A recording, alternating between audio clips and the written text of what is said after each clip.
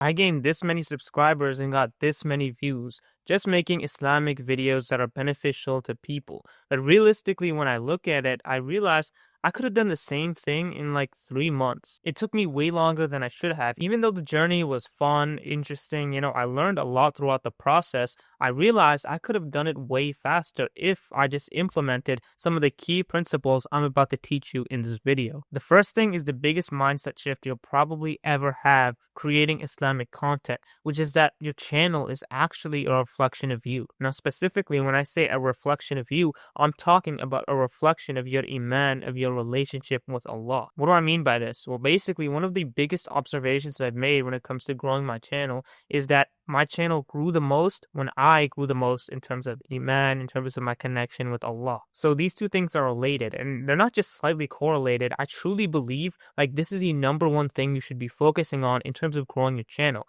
not actually growing your channel and making videos and all of these things that seem like, the most important thing to grow your channel, but it's actually growing yourself spiritually. It might sound kind of wishy-washy or esoteric at first, but I guarantee you, if you actually observe this in yourself, maybe you've made a couple of videos, maybe you got some views, but you're kind of stuck. Instead of trying to focus on increasing your views to making more videos, focus on yourself spiritually, focus on your connection with Allah, and you'll see that the growth in your channel literally will just follow suit. And if you think about it, it makes sense intuitively. The better connection you have with Allah, the more you're going to be able to talk about, the more you're also going to be able to help people. At the end of the day, if you're making Islamic content, it should have a sense of barakah in it. It should have Islamic themes, and you should be quoting hadiths and Quran verses and things like that.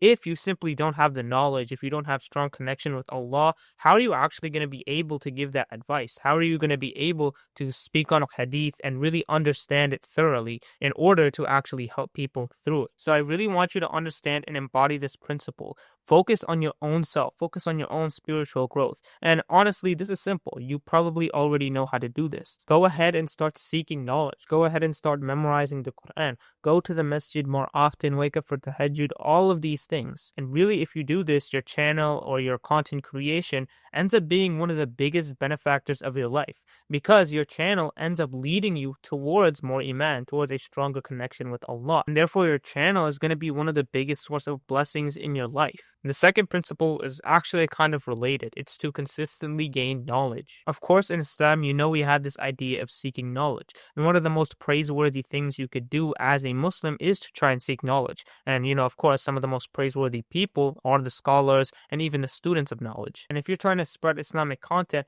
you kind of have to adopt the same mindset of being a student of knowledge. Of course, that doesn't mean you have to go to Medina and study there and do all of these things. What it means is you have to improve yourself and improve your knowledge every single day by taking the steps to seek knowledge. And again, this could be as simple as just reading hadiths every single day, even if it's just one. This could be as simple as starting your journey to memorizing the Quran and reading tafsirs and reading books.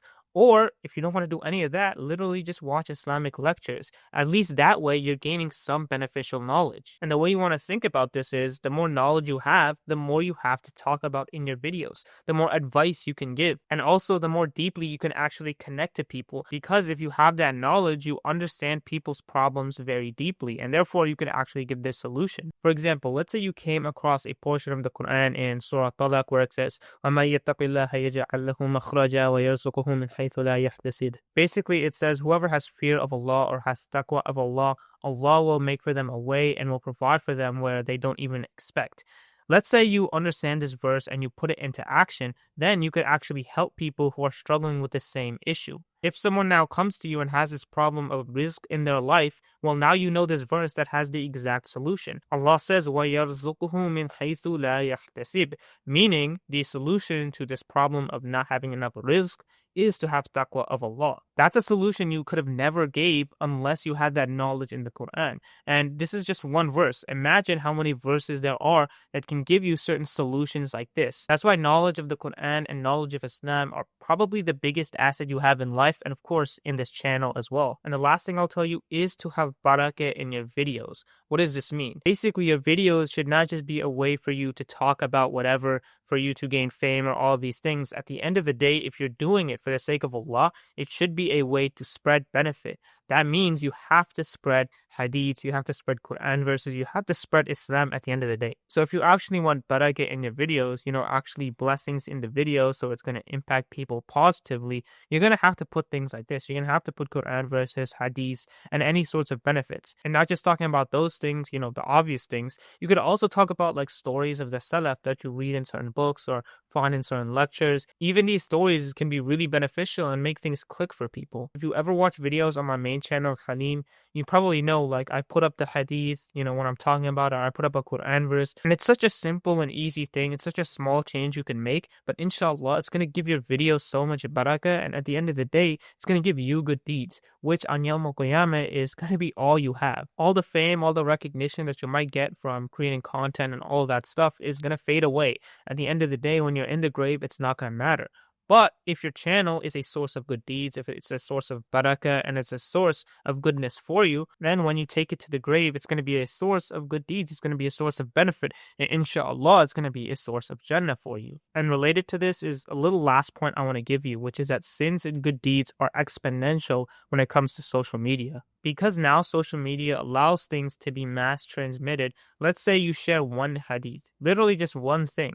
Before, in the past, you'd only be able to share it with one person. But now if you share it in a video and that video gets 100 views and each of those people also share it to one of their friends, imagine now how many people you're sharing just that one hadith to. This is what I mean by it's exponential now that social media exists. However, the flip side is also true. If there's one sin in that video, meaning if there's one haram thing that leads people to sin, imagine how much sin is going on to you because of who you shared it with. If that gets 100 views, that's not going to look pretty for you. But yeah, that's just one thing to keep in mind. You always want to have consciousness of Allah and taqwa when you make these videos. You definitely don't want to have anything haram, because one haram thing can quickly spiral into millions of views. And a'udhu billah, may Allah protect us, maybe that could lead to millions of sins. If you want help growing your Islamic channel, click the top link in the description. Assalamu alaikum wa rahmatullahi wa barakatuh.